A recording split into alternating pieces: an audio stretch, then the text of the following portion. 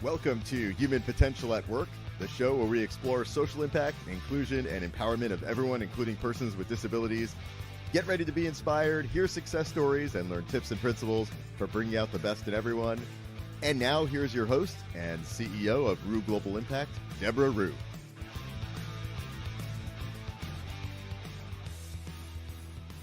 Hello, everyone. My name is Deborah Rue, and this is Human Potential at Work. I'm the CEO of Rue Global Impact and the chairman of Billion Strong. Billion Strong is an identity organization focused on bringing the 1.3 billion people with disabilities together so that we can empower each other. So it's very exciting. And the work that the two women that are on the show today are doing really would add value to what we're doing at Billion Strong. They're also returning guests. They probably have been on the show more often than anyone else, probably than my producer, Doug Foresta. But I love this mom and daughter team. So we have Patti Ashley, and she's with Authentic Architects. And we also have Elizabeth Herman, who was a school psychologist, but she now is with Oceanside Evaluations in Williamsburg, Virginia. And we're going to talk about the reality of what we're still all walking. Because I think some people think, oh, we're done. Okay, cool, I'm vaccinated, we're done. Let's get on. The reality is we're all still walking this. And it's still really terrifying, and it's really traumatizing. There's been ridiculous losses. And we really want to explore what we need to do to keep ourselves healthy and the people around us that we love healthy, and how do we also interact with other people. So Patti and Elizabeth, welcome back to the show. Oh, thanks for having us, Deborah. Yes, thank you. I would highly recommend to my audience to go back and watch other episodes with Elizabeth and Patti, because we always, in my opinion, have some really powerful conversations. Very helpful for children and adults, and certainly to the audience of people with disabilities. But before we get into the conversation, Patti, do you mind maybe starting, and then Elizabeth go next, to tell the audience more about yourself in case they haven't seen you in the other episodes? Yeah, I'm a therapist here in Boulder, Colorado, and I'm also an author and teacher, trainer. Elizabeth, my daughter, and I, we've teamed up to do Moms in Real Life. So, I like to support parents and families and people with all aspects of life and all that it brings us. And also, Patti, I know you talked about this a lot on the first episode that we actually featured Patti first, and then we loved her so much. We had Patti back on, and then we dragged Elizabeth on, and then they've been on multiple times. But do you mind just talking a little bit about some of your the reason why you are a therapist, really, to me, your life journey, because you've had some real hard times, which of course makes us so strong if it doesn't kill us. But maybe you could just explore that a little bit. Yeah, so my father died of a sudden heart attack when I was 11, and nobody wanted to talk about it, really, and I always knew that I wanted to be a therapist because I thought that something really bad's happened and nobody's talking about it. It took me a while, a little winding road. I went into education and early childhood, which was good because it really informed me in terms of how our brains develop early on, which is really helpful as a therapist. And then I've been a licensed clinician here in Colorado now for 22 years. And so I put all of that together. And then I ended up losing my fiance to a sudden heart attack 4 years ago, the same way I lost my father. So that was my second book. My first book was on moms not feeling good enough, because Elizabeth was my firstborn child, I didn't want to mess her up, but I think I did a pretty good job. I think you did a pretty good job, too. But I did my doctoral dissertation on women not feeling good enough and the expectations of mothers. And then my second book is one on grief. And then now I'm knee deep into shame work and understanding the neurobiology of shame and how this whole feeling not good enough. So our topic today is perfect because, as Doug and I were talking about earlier, is I don't think we really have language for what our identity is outside of our familiar successes and achievements. And I think that's really been shook up a bit. And so if you look at how shame, the neurobiology of shame impacts that, I think it's very important, significant to talk about. Yeah, especially right now, because you're right. I think that I only want to tell you what's right. Oh, let me tell you what I've done, but I don't want to tell you the problems that I'm having in my life, and we can't really do that anymore. Our life has really, all of our lives have converged in a very powerful way. So Thank you. Elizabeth, tell us more. We can't help it. Patty and I are so impressed with you. And I know she's your mom, but still, you have a really beautiful voice. So I'm just really glad that you're doing the work you're doing. But tell us more about your journey, Elizabeth. Yeah, so I am a public school psychologist currently, but I'm actually wrapping up my contract. I've been doing that for 11 years. And prior to that, I did research. I worked in research and autism. So that was a passion of mine early on in my career, and then went into public education and kind of done almost everything in the public school sector. And it's getting really hard to work in public education. The challenges of that have really increased, and I have 2 young children, and so the opportunity came up to do this work with a private practice in my area, and so it's a really neat opportunity to do that and add some increased flexibility, because I think that's what we're all looking for right now after this experience, is really learning how important it is for us to have flexibility in our work life and really creating a balance deliberately. And so for me, this was a good fit for our family in this next stage of things. And so I've learned a lot from working in the schools now, and I hope to take that into this next adventure in the private realm, which I've never done before. So this is going to be a new experience for me. But I'm excited to serve families in a different way. So It'll be exciting. And you said you'll be doing a lot of testing. Mostly evaluation, yes. So the goal of the practice, again, it's a little practice that was started when the founder was having a hard time finding a place to have her own child evaluated for suspected autism. So she is a clinical psychologist and decided, I need to meet this need in my community. And so she started it. And so I'll be joining her in that role in the work, really helping families get quick turnaround testing that they need without hopefully too long of a wait period. So you don't have to wait 9-10 months to get seen. The goal is to really take on just enough clients that we can turn them around in a reasonable amount of time. So families can get the data they need to make good decisions, right? To really help inform the kind of supports and services that children need to help them reach their full potential. Right. And the reality is, it really helps us to understand who we are. Because we're over 60, and I was never tested, and I think my parents it had never occurred to them to test, because we had 5 of us, and there were 5 children, and I actually did a little better than my siblings, and so I was like, not the problem. And I mean that, I don't mean that ugly, but it was almost like, okay, she's getting by, so let's take care of the ones that are in big trouble.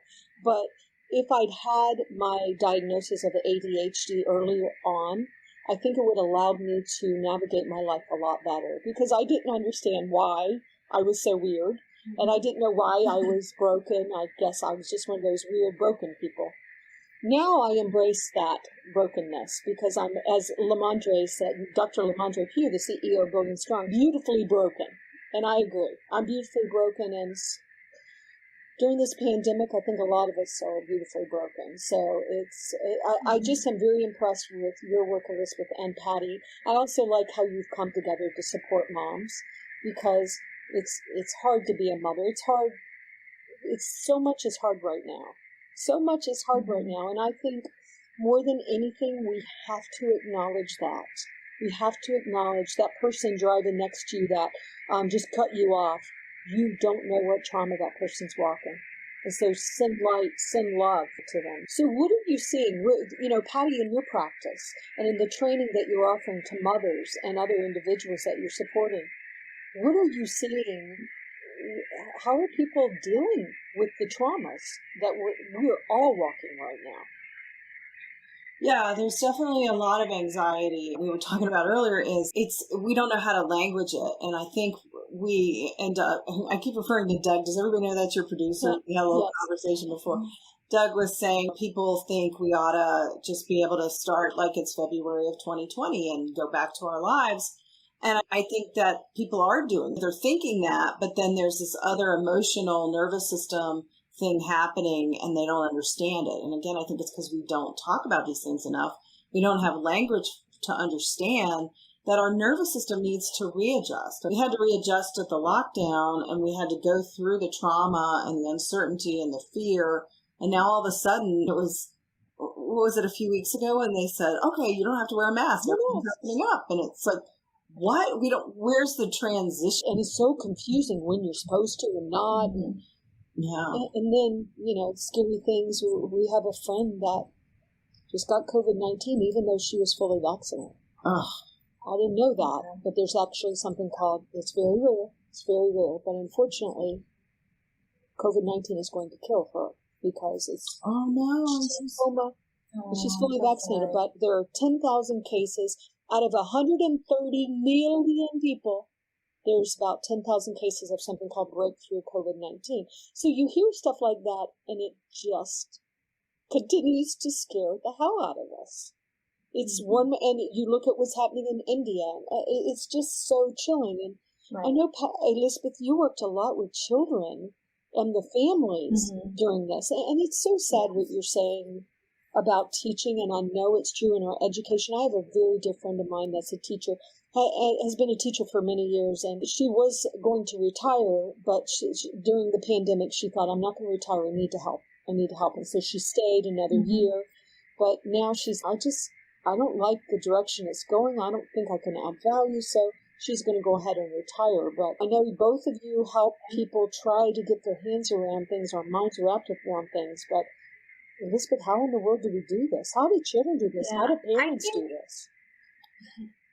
Yeah, well, I'm lucky to work with, again, children of all ages. I work with every grade level that we have. And I feel like my high school students have been the ones that have been the most, impressive to me, and how they're able to really just honestly share how they're feeling in a way that's just so articulate. And it just makes, to me, just as a fellow human, makes so much sense when they say, why do we have to do all these things? Because you're like, okay, I know this is hard, and a lot of them are really depressed right now, and they're really struggling because their lives have been flipped upside down, and they don't know what to do, and they've never felt like this before, and they don't understand how to handle these hard feelings.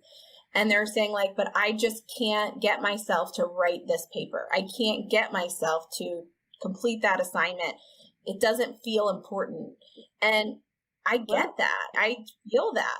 I understand. Yes. It really, a lot of these regular everyday things do feel really pointless right now. And it's just really hard. And I feel like they're the ones who can say it, where the the younger students, they don't have the language to say, this is weird, I don't want to do this. Like, they just show up and handle it in their own strange way. Some of them actually, I think, are more subdued. I think something about the mask wearing, I feel like it almost like mellows things, because there's this weird barrier now. It's a strange experience in public education right now, and it's not normal, and it doesn't feel normal, but we're still trying to do all of the quote unquote normal things. And there's a lot of talk of learning loss, and what does that even mean when it's everybody? Is there such a thing as learning loss if we're all in this strange thing together? And then how do we come out of that in a supportive way, where we're not just assuming, okay, you were in second grade last year when you were in and out of school, or maybe even virtual all year, and now you're in third grade. Do we just jump right into third grade, or do we check back in? And I think, to me, the intuitive thing to do is to let's dial it back a little and just make sure we all have those prerequisite skills we may or may not have acquired during this very bizarre, hard year. But I don't know. I don't know if every teacher is going to feel empowered to do that. They might feel pressure from their administrator, right? So my administrator said I teach third grade standards, so I can only. So it's it's very complex, and it's very challenging. And I do agree. I think the more we talk about it and normalize how we're all trying to wrap our heads around this strange, hard time is so important. And I know that I have never in my life taken a news break like I've done now, because I just couldn't handle it. I watched it. I listened to it during whether or not as we were changing presidents, as we were voting for a new president. I watched all of it, but it kept making me sicker and sicker and more anxious, and I couldn't sleep. And so now I'm not.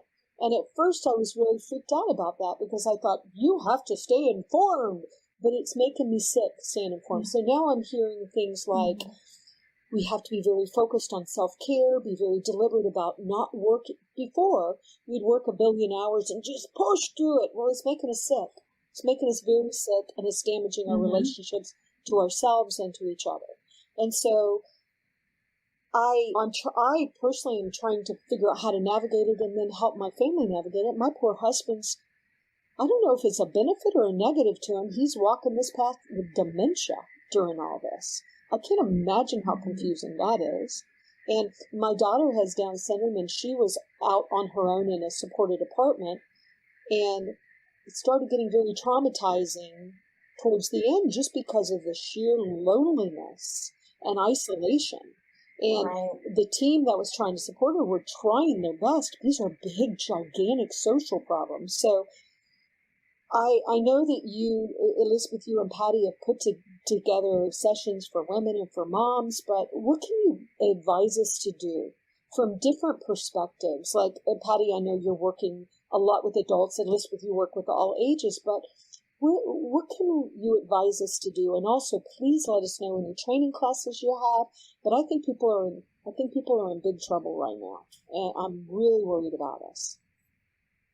Patti, you want to start and then pass it to Elizabeth? Yeah, to me, it's really about emotional literacy and understanding, paying attention to the body and what's happening and what we're experiencing without judgment. Because I think we have so much of that old belief that we need to just get through our feelings and get to the other side. I know Elizabeth and I talk about that a lot, how important it is to feel our feelings.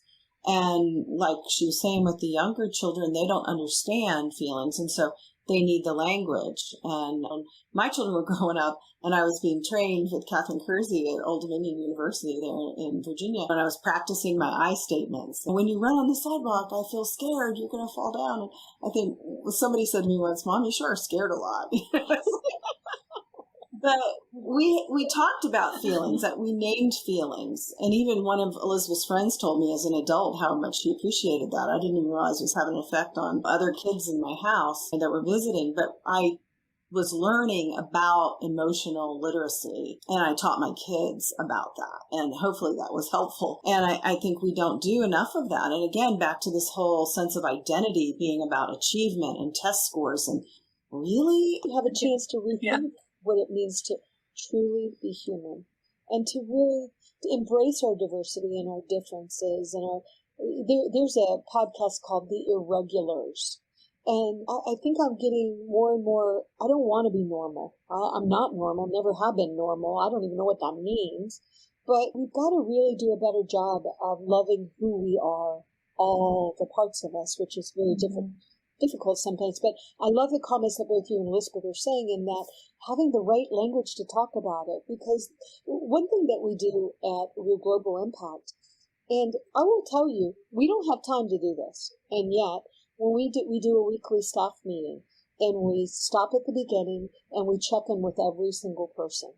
And some of the team every once in a while try to be like, I'm doing fine, and then jump into business, and we won't let them. And say, no, how are you doing, Patti? How are you really doing? And by the way, you don't have to tell us, but this is a safe place to say the reality, because we have team members in Syria, we have team members in the Philippines, we have team members in Central America, and the experiences that other people are walking in other countries, some of it is really, really, really scary.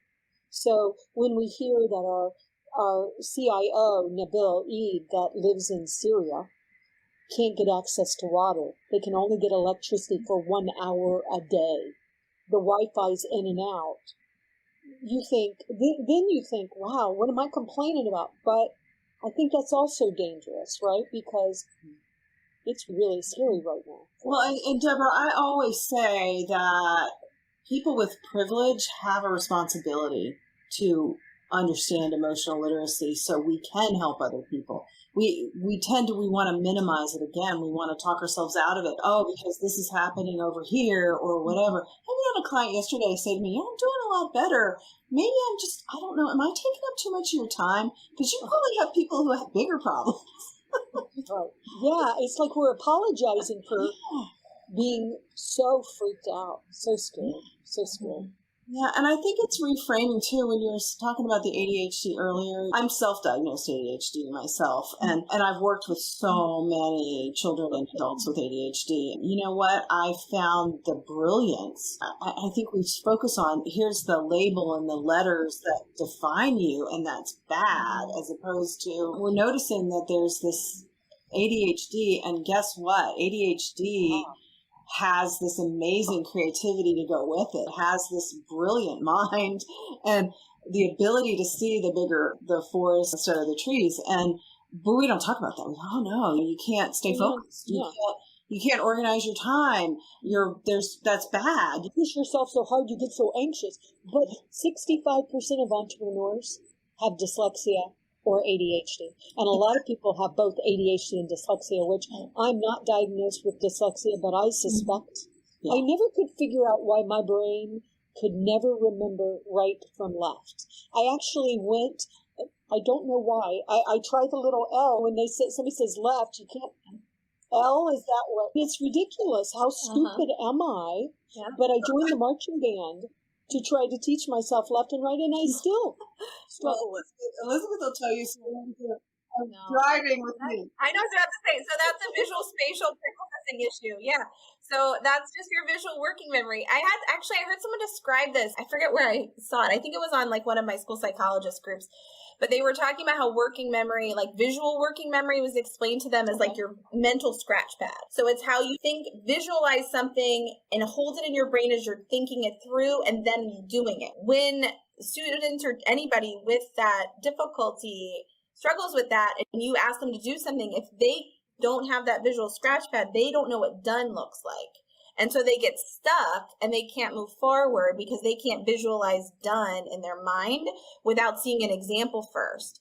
And so, again, it's one of those easy things where it's like, oh, just show an example of done. This is what done looks like. And then maybe even scaffold the steps to get to done. And then they'll take right off. But if you just say, do this thing, that's almost like the really obvious example is clean your room, right? You say, clean your room. And the child doesn't do it because they don't. That's really big. It's daunting. They walk in, there's toys everywhere, there's clothes. It's like all these things need to happen. They don't know where to start. So it's just, okay, well, let's take it one thing at a time. Let's focus on this area where the clothes are. Where do the clothes go? Do that first. Okay, once that's done, then what's next? Okay, books.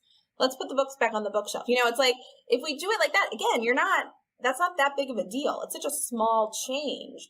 But just that little language change of saying, okay, instead of the big, like you were saying, like the big thing, let's focus on, because they just can't start from that and do each task. They need it like broken down. And that's okay, again, because I think, again, that we miss, when we focus so much on the difficulties, we miss all the benefits to having a brain that works differently, because none of our brains are the same. None of us are the same as humans, where each one of us is individual and different. And I think, I feel like I've just been really excited to hear how much that's being celebrated now. And that's starting to come out as like more part of the conversation. And I wish that would enter into public schooling more. And I feel like we're moving in that direction, but hopefully the more we have the conversation outside of it, hopefully it'll start to move in that way where we're like, again, less focused on everybody looking the same and more honoring what everyone brings to the table with the differences. Like, it's just so important. And and just as far as taking care of ourselves too, and noticing how we are like supporting our children in a way where we're noticing our own feelings, like with the literacy and modeling that, right? Like, I'm really tired today. I'm going to sit and read for a little bit because that'll fill me up. And just saying that out loud so that, again, we're showing children that it's okay to notice that you need some quiet time to yourself, or you notice that you're feeling depleted and you need to find the thing that fills you up. I think the more that we deliberately do that and say it out loud, the more that we show them that's okay. That we learn, because again, like what my mom was saying about learning to talk about feelings, I think we all heard that, like even my friends when they would visit, like the talking about feelings. And I feel like respect my wishes too was a big thing. It was a way to diffuse like arguments between the kids. We said something, then they didn't do it. We'd say, well, respect my wishes. And that became like a go-to phrase. And again, we would joke about it when we were teenagers, but as an adult, you realize we're talking about consent and setting boundaries, which again, now when you have a canned phrase to do that, it makes it so much easier, and you like have heard that before. It's not like a new concept. It feels like we don't honor our brains enough, because I know right now society's decided people with ADHD, for example, or dyslexia, or to fill in any other blank, that somehow we're broken, and it's not true. My brain is not broken, and so and watching my husband walk this path with dementia and watching what his brain is doing, it's horrifying. But at the same time, because probably my ADHD, because I'm such a curious person, I also am curious about what's happening, and I try to understand what's happening. I have no idea often what's happening, but I think we're going to learn a lot about our brain during these next years, and honoring our brain, because instead of deciding all children, for example, learn the same way, we know that's not true. and we force teachers with the terrible pay and give them too many students and don't allow them to be creative and innovative. And there's so many things broken right now, but this is also an opportunity for us to rethink how we're doing things.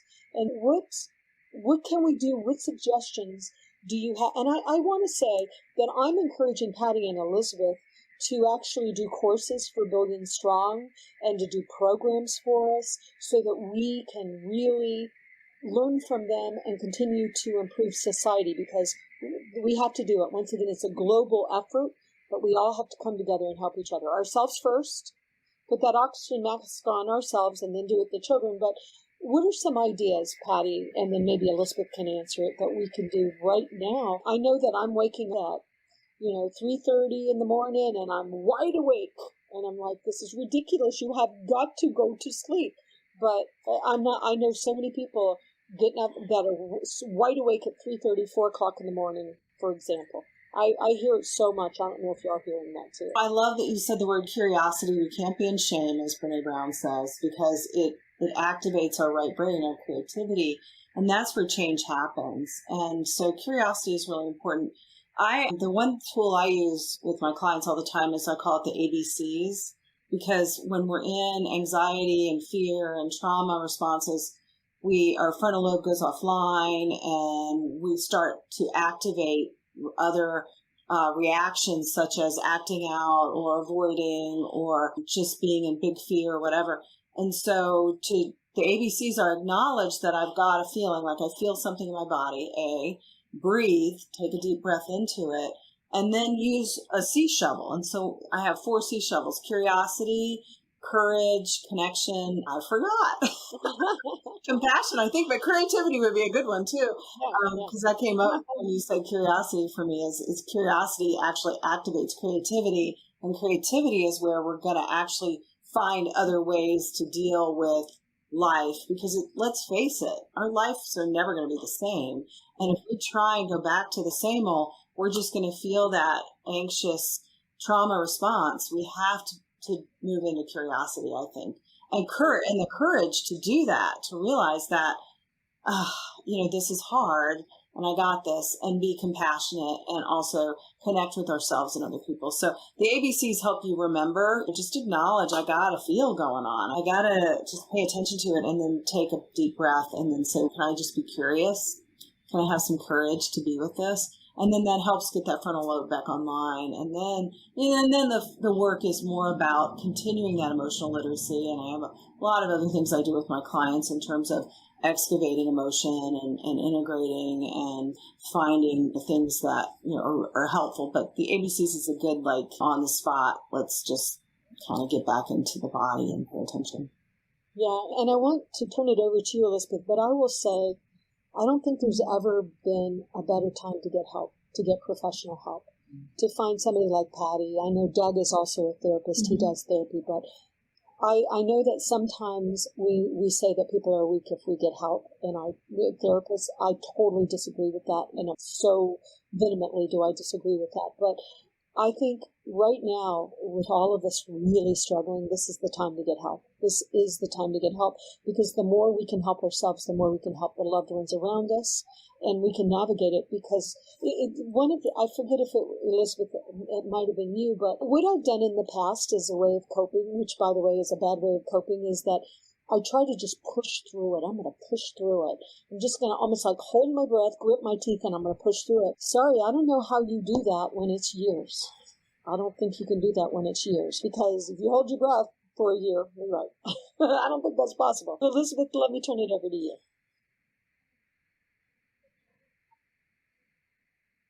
Yeah, and I think I see this a lot again with the teenagers I work with who haven't ever really had to deal with really big, if they are lucky enough to never have had to deal with anything big and difficult in their lives. This whole experience of this year has been so disappointing to them. And I think when we haven't allowed children to experience disappointment and learn that they can handle it, that they're strong enough to handle it, if they haven't had to do that yet, when they get to teenagers and experience real disappointment, it feels impossible and devastating. And so I think with young children, again, like I feel lucky to have the kind of frame of reference that I do with my own children, especially I feel like I've done a lot better with my son earlier on really knowing how to like use the right language. Because I think when I had my daughter, a lot of my training was very behavioral and behaviorist. And I learned right away that didn't actually fit with what I felt like worked. And I think a lot of us in the field in general have moved away from that. We've learned that really isn't the way to go. We really need to work more on connection and really being like respectful of children at all ages and acknowledging their own voice from day one. And so I feel like I've done better with my son, and because he's the younger one, you always have that first pancake. So I feel like my son is much better and more efficient with really naming his feelings and taking deep breaths when prompted. Ooh, you're really sad. We just had a situation actually just a couple days ago in the afternoon. My husband had run out. He's like, oh, I'm going to go, mow the back lawn real quick before dinner. So he went out back. My son was really sad because he really likes to ride on the riding lawnmower. He calls it the tractor. And he was so sad that when he looked out the window and saw his dad out there on the lawnmower, and he was just devastated. Oh, I wanted him to take me. I wanted to go. And he sat, and I was like, what would you like to do? Would you like to watch him while he's on it? Maybe we could sit out there and watch. He was like, okay. And I was like, you're really disappointed you didn't get to ride this time, huh? He said, yes, I really wanted to do that. And that's good. It just another example of like how we handle when those things happen. And then once he was done, we were like, well, let's go see if you can ride with him to put it away. He goes, okay. And so we went over, and so he sat with him. He got to ride the tractor to put it back in the shed. And so he was happy about that. But again, what I could have done is I could have distracted him. I could have stopped my husband, flagged him down and said, no, Sam's crying, come grab him. Like we could have done that. But instead, I feel like it's so much more powerful to sit there for a minute and be like, you could have shamed him really too. I'm sorry to do this. I just have to say that somebody for you. Oh, stop it. It's just a tractor. What's your problem? Come on, get over that. That's the parenting patterns that we have got to stop. She's just beautiful with that validating. And I know she's given the language, the word disappointment. That's a big word. And now he understands disappointment. He'll know that for the rest of his life. And what a gift. Yeah.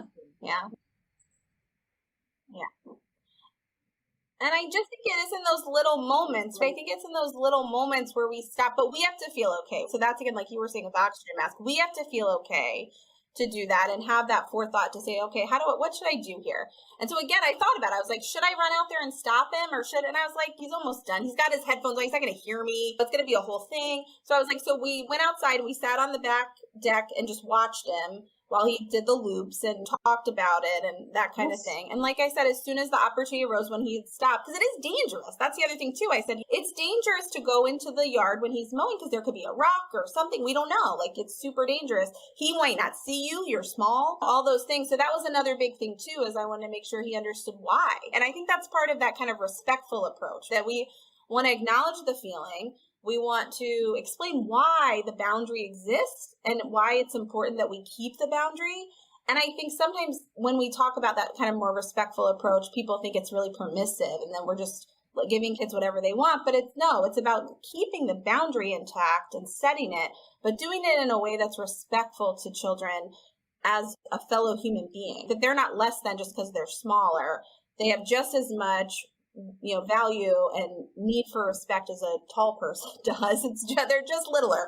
And so we just need to do it a little different. And so I think just using those moments as opportunities to model our own frustrations or our own feelings, that we have feelings too, that they have feelings that are valid. And this is how we get through them. Like we can handle it. We can take deep breaths. We can problem solve for next time. These are the tools we can do. And then we can move on. Because you're strong enough. Because I think when we cushion them too much and try to protect them from all the feelings, then they start to learn that, oh, so what you're telling me is that I'm not strong enough to handle these feelings. And so I think that's dangerous. And so that's the last thing. I feel like it's so much safer to let them feel the feeling when you're right there to walk through it with them and show them that they're strong enough to handle it. And then when they are on their own and you're not there, is that they know they can can't always get what we want. And I think that's been a big lesson in COVID for parents and children to understand that, especially this overindulging that happens so much with parents and not wanting their children to feel discomfort and pain. And we want to be sure that, oh my God, I'm going to go tell my husband to stop the tractor so he can get on it. And so he doesn't have to experience not getting what he wants. That's big, right? And life is, we don't always get what we want. And to teach our children how to tolerate that is a really important skill. It is, and it's something I don't think that we do. I'll give you one quick example, and then I know we've gone over, as usual, because I love talking to y'all. But when my son, he's now 32, when he was, I would say he was in middle school, so I think he was around 11. He came home and he got in trouble because he pushed a girl on the bus. And so he came home, and I, as a mom, I'm like, first of all, you never put your hands on a girl or a woman ever, never. And he's like, Mom, you don't understand. She's been throwing stuff at me. She's been hitting me. She's been doing this. And I personally knew it was because the little girl was trying to get his attention, and he's clueless. But I said, I get it. But I said, you do not respond by ever putting your hands on a girl in any way. I said, because men over the years have been guilty of hurting women, and women, and girls hurt men too. But I said, yes, it is a double standard, but you are not allowed to talk. And I think more women need to be deliberate about teaching their sons about respecting girls and women, but at the same time acknowledging that I knew that the little girl was doing things wrong, but his response to her made things worse. And so he said, what should I do? And I said, in that circumstance, I would tell the bus driver on, or I would go to the assistant that's on the bus. But you can't be, just because of all the men that have inappropriately put their hands on women for thousands of years, you cannot do that as a little boy. So I just took the time to explain it to him so that, some of it's unfair, but that's just the reality. And also, I wanted him to respect women, and he does. So I think, the way, I love both of your work, and I want to make sure that the audience knows how to find you. So, Patti, let's start with you. Can you tell them how to find your work, find your books? I know you're on social media, and then turn it over to Elizabeth. Yeah, everything's pretty easy to find on my website, which is pattiashley.com, and I spell my name with an I, P-A-T-T-I-A-S-H-L-E-Y. And the course links for the courses on there for everything. And you can sign up for that on my website as well. Yeah. So once again, please take the time to take care of yourself, and that might mean by doing one-on-one counseling, getting some training. These times are intense. How about you, Elizabeth?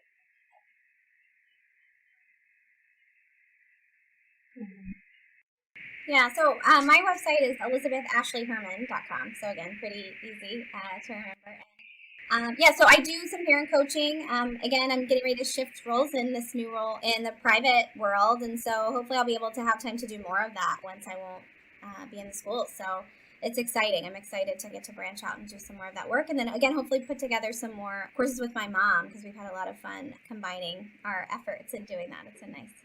And I want y'all to do that for Billion Strong, because I think more people need to parent like you're parenting, Elizabeth, and they need to take care of themselves like you are, Patti, and Elizabeth as well. So I appreciate both of your work, and thank y'all for coming on so regularly. But let's take care of ourselves. Let's acknowledge how hard it is, and let's take the time to help our children understand the way forward, and ourselves as well. So thank you, Elizabeth and Patti. Thank you to Doug Foresta for taking care of us, and we will see y'all next time on the program. Bye, everyone. Thanks, Deborah. You've been listening to Human Potential at Work, brought to you by Rue Global Impact. Make sure to subscribe to the podcast on Google Podcasts, Apple Podcasts, or wherever you consume your audio. To learn more about Rue Global Impact and the services we provide, visit rueglobal.com. To learn more about how you can become a sponsor of Human Potential at Work, email David at rueglobal.com. That's David at rueglobal.com. Thanks so much for listening, and we'll be back next time with a new episode.